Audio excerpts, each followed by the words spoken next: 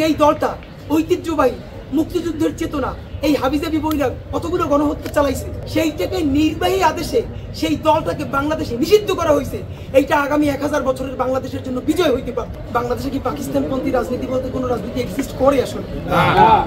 তাইলে যে বলছে তারা গিয়ে জিজ্ঞেস করে, তারা হলো প্রতিদিন 3 দিন করে শয়তানি কামড়ায় গণতদন্ত শুরু করবে।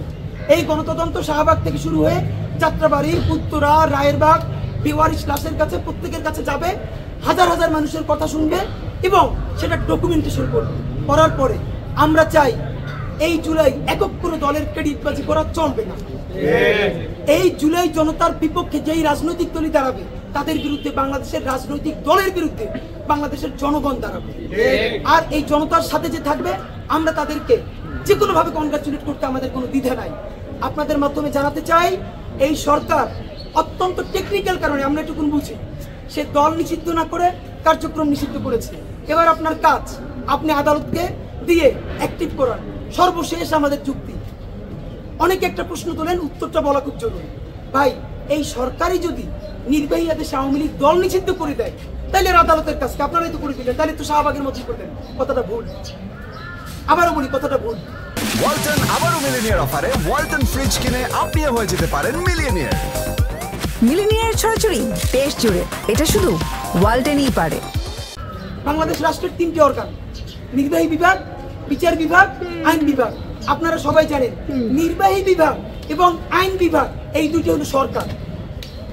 বাংলাদেশের আইন মোতাবেক বাংলাদেশের কিন্তু বিচার বিভাগ স্বাধীন। আপনি যদি নির্বাহী আদেশে দলকে নিষিদ্ধ ঘোষণা করে দেন, আপনি করেন নাই কেন? আপনি বিভিন্ন এম্বাসির সাথে বসছেন, তারা আপনাকে প্রেশার দিচ্ছে, আপনি গাবা চাইছেন।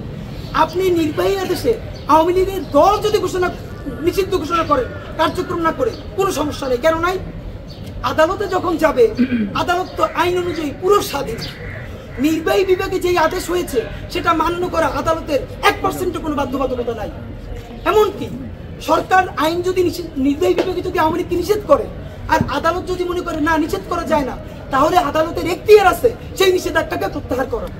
তাহলে আইন মোতাবেক যেহেতু বাংলাদেশের বিচার বিভাগ স্বাধীন, তাহলে এই কথা কেন বলেন যে নির্বাহী বিভাগ যদি বিচারই করে দেয়, নিষিদ্ধই করে দেয়, তাহলে আপনারা তো বিচার করে দিলেন, আদালতের কাজ কি? না, আদালত স্বাধীন সত্তা, আদালতের বিচার আদালত করবে, নির্বাহী বিভাগের কাজ নির্বাহী বিভাগ করবে।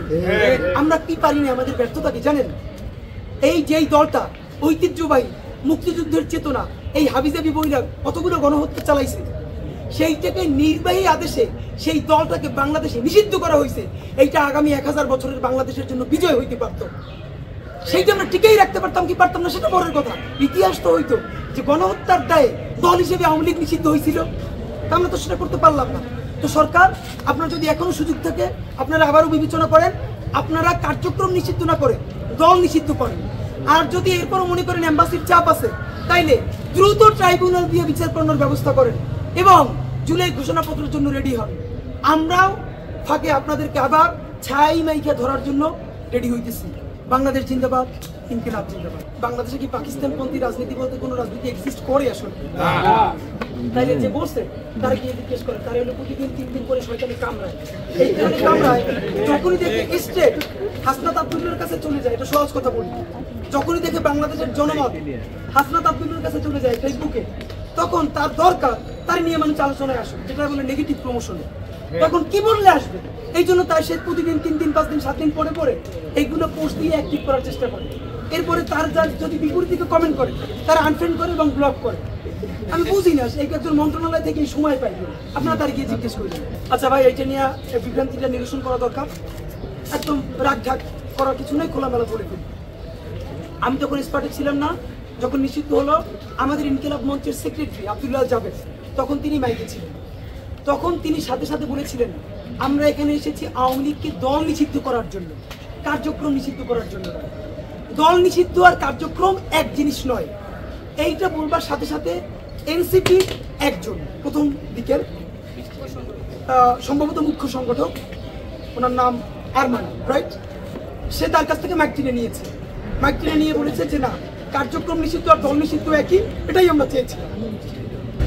এরপর আবার একজন বলেছে যে ইনকিলাব মঞ্চের সেক্রেটারির মাইক কেড়ে নেওয়া হয়েছে, তাকে মাইক দিতে হবে। এরপর আবার তাকে দেওয়া হয়েছে, তখন জাবের আবারও বলেছে যে ভাই, আমাদেরকে এটুকুন বুঝতে হবে, দল নিষিদ্ধ আর কার্যক্রম নিষিদ্ধ এক না। এই যে আপনাদের সাথে বললাম, এখন ব্যাপারটা তো আসলে ক্লিয়ার যে দল নিষিদ্ধ আর কার্যক্রম নিষিদ্ধ তো এক না। ইভেন হাসনাত আব্দুল্লাহও যে ব্রিফ করেছে সেখানেও কিন্তু এটাই অ্যাকনলেজ করেছি আমরা, যে দলকে নিষিদ্ধ করে না, সে কার্যক্রম নিষিদ্ধ করেছে। আবারও জাবেরের কাছ থেকে মাইক কিনে নেওয়া হয়েছে এবং বলা হয়েছে না, এইটাই চেয়েছিল তারা এবং এই দুটোর মধ্যে কোনো পার্থক্য নাই। তো আমি তখন ছিলাম না, পরে এসে আমি যখন ওদিকে যাচ্ছি, তো আমাদের কিছু ছোট ভাই এবং ওরা ইন দ্য মিন টাইম প্রচণ্ড বাকবিতণ্ডায় জড়াই গেছিল এবং আমি তাদের মধ্যে ঢুকে সমঝোতা করতে চাই। তো সমঝোতা করতে যাওয়ার কারণে দেখা গেছে অনেকে যে হাতাহাতি পর্যায়ে নিজেরা হয়েছে। তো আমাকে আসলে কেউ কোনো ধরনের আঘাত করে নাই, কিন্তু ব্যাপারটা মিসলিডিং হয়েছে, যেহেতু এইটা অনেকের কাছে যে আমরা বলেছি দল নিষিদ্ধ চাই, কিন্তু ওরা কেন কার্যক্রম নিষিদ্ধ চাই এটার পক্ষে অবস্থান নিতে চায়। তো জাবেরের মাইক কিনে নেওয়ার কারণে ওখানে যত মানুষ ছিল ভীষণভাবে রিয়েক্ট করেছে এবং তারা তাদেরকে ধরতে চেয়েছে। তা আমি মাঝখানে থেকে যেটাই হোক আমরা নিউট্রাল করার চেষ্টা করেছি। জাতীয় ঐক্যের প্রয়োজন আমাদের এটুকু উদারতা দেখানো লাগবেই ভাই।